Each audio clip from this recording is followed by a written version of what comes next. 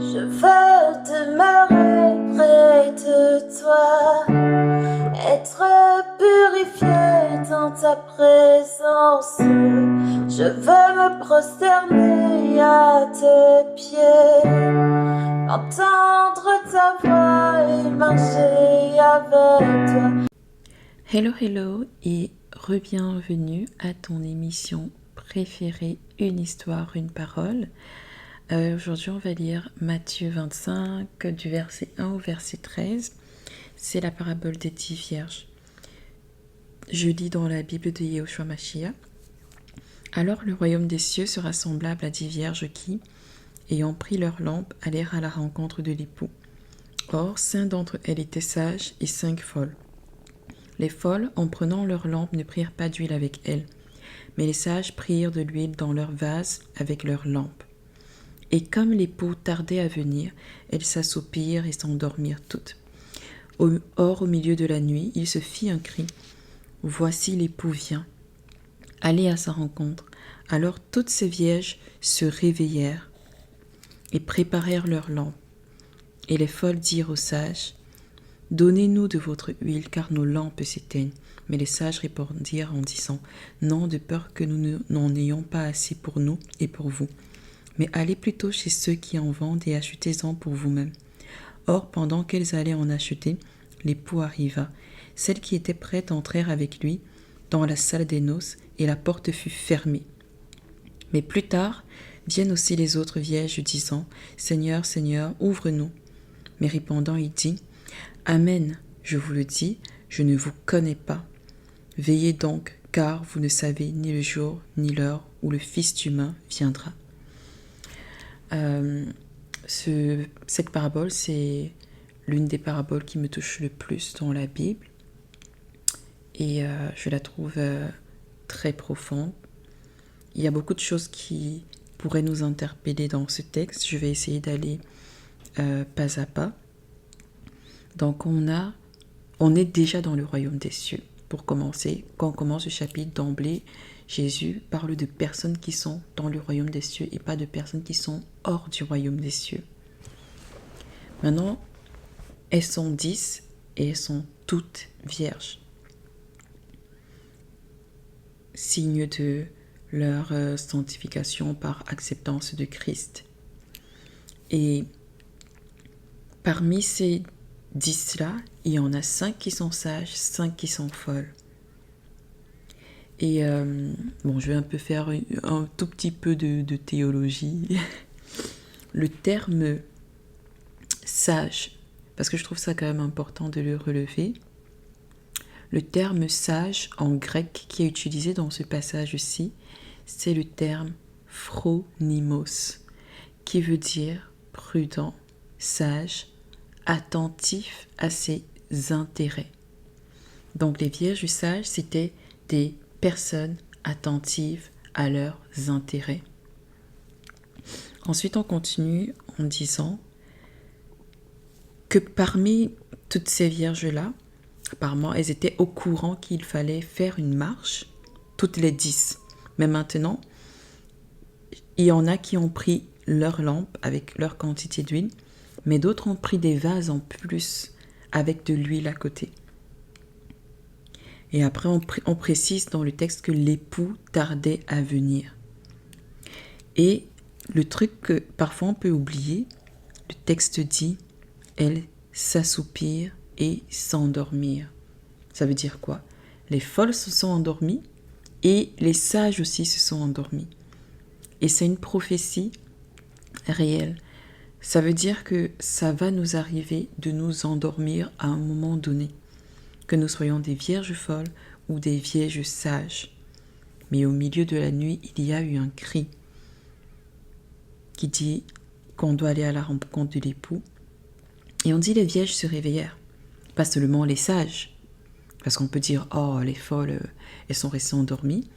Mais les folles aussi se sont réveillées. Maintenant, au moment de préparer les lampes, parce qu'au moment donné, quand tu t'endors, les lampes restent allumées et continuent à briller et l'huile diminue. les folles ont demandé de l'huile en plus aux sages. Et les sages, qui sont attentifs à leur intérêt, savaient que si elles partageaient de leur huile, il n'y allait pas en avoir assez pour elles pour terminer la marche. Donc nous, on peut se dire que parce que tu es quelqu'un de bon, tu vas partager ton huile, ou même pourquoi est-ce que elle ne pouvait pas tout simplement avoir 5 lampes pour 10 personnes pour éclairer le chemin pour tout le monde. Pourquoi? Mais ça ne fonctionne pas comme ça. C'est une marche ensemble, mais seule. Chacun a son huile. Et les sages avisent donc les folles d'aller chercher leur huile à elles-mêmes, leur propre huile. Mais le temps d'aller chercher de l'huile, encore rebrousser chemin en arrière, aller chercher chez des personnes qui en vendent, au lieu de s'avancer vers l'époux, elles ont manqué de temps. Et quand elles sont arrivées, le Seigneur leur a dit qu'il ne les connaissait pas. Et la recommandation de Christ, c'est « Veillez donc, car vous ne savez ni le jour, ni l'heure où le Fils humain viendra. » Maintenant, on peut se demander, c'est quoi la lampe, c'est quoi l'huile? On peut aller dans Psaume 119 pour avoir plus d'éclaircissement. Psaume 119, le verset 105. Donc maintenant, ça va un peu dépendre des versions que vous avez. Certains mots peuvent changer. Dans la version de Bible de Yahushua Mashiach, ça dit « Ta lampe est une parole à mes pieds et une lumière sur mon sentier. » Donc on sait que la lampe, c'est la parole de Dieu. Donc qu'est-ce que ça signifie? Ça veut dire que même les vierges folles avaient la parole de Dieu. Ce n'étaient pas des personnes qui n'avaient pas de parole de Dieu. Mais maintenant, cette parole-là a besoin d'huile. Et l'huile, c'est l'image du Saint-Esprit.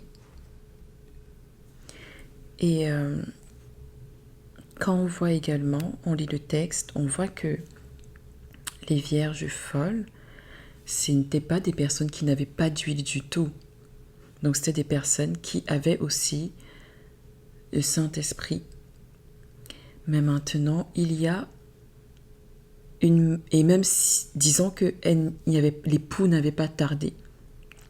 Si l'époux n'avait pas tardé, peut-être qu'avec la quantité d'huile qu'elles avaient pris au départ, elles seraient arrivées à destination. Elles n'ont pas pris en compte, malheureusement, les imprévus de l'époux qui semblait tarder. Et à ce moment-là, elles ne se sont pas dit « Ah, peut-être qu'on devrait prendre plus d'huile sur le chemin. » On voit donc à quel point il est primordial de rechercher une intimité avec le Saint-Esprit, pas simplement une fois, pas simplement 2 fois, mais régulièrement pour que notre coupe déborde. Parce que c'est possible de manquer d'huile à un certain moment donné. L'huile, c'est quelque chose qui se renouvelle continuellement par la prière, par la communion fraternelle. Le psalmiste pouvait dire qu'il est bon, qu'il est doux pour des frères de demeurer ensemble, car c'est là que l'huile descend en abondance. Jésus, il allait régulièrement prier sur la montagne des Oliviers, le pressoir à huile. Je pense que c'est comme ça que Gethsémane, c'est pressoir à huile. Et par la prière, on peut avoir cette huile-là, comme j'ai dit, par la communion fraternelle. Il y a d'autres moyens aussi par l'humilité. Quand je dis humilité, c'est toujours David qui dit je pense c'est dans Psaume 141, il dit au verset 5 que le juste me frappe, c'est une faveur, qu'il me châtie, c'est de l'huile sur ma tête. Et quand on voit ça comme ça, on se dit « Oh, mais comment ça, le juste me frappe et je ne dis rien ?» C'est un autre moyen de pouvoir acquérir l'huile. Donc, je viens de citer 3, et ce sont ceux qui me sont venus sur le coup, mais il y a peut-être d'autres moyens quand tu vas lire ta Bible de voir que tu peux augmenter ton huile pour que ta lampe ne s'éteigne pas. Il y a beaucoup de choses qu'on peut tirer dans cette parabole, elle est très très riche, que les vierges folles peuvent se retrouver avec des vierges sages dans le même endroit. Les vierges folles ont aussi la parole, donc quel genre de vierge tu es? Est-ce que tu as seulement la parole ou est-ce que tu as le Saint-Esprit avec toi? Maintenant, si tu as le Saint-Esprit avec toi, est-ce que tu t'arranges à renouveler cette huile-là du Saint-Esprit encore et encore, ou est-ce que tu te satisfais d'une petite quantité? Et autre chose à retenir aussi, c'est que les vierges sages ne partagent pas avec les vierges folles leur huile. Il n'y a pas de charité onctionique dans le royaume des cieux. Comme j'ai dit au début, c'est une marche ensemble, mais seul, chacun son huile. Et comme j'ai essayé de partager les quelques moyens que je connais pour augmenter son huile dans le royaume des cieux. Donc je nous souhaite à nous-mêmes, moi y compris, d'aller dès maintenant acheter de l'huile chez ceux qui en vendent, et chacun pour soi-même, avant qu'il ne soit trop tard. Et j'espère que l'écoute de cette parabole t'encourage à prier plus, lire plus ta parole, t'humilier plus, rechercher la communion fraternelle avec les frères et sœurs. Et je pourrais juste te dire, sois béni et à notre prochain épisode.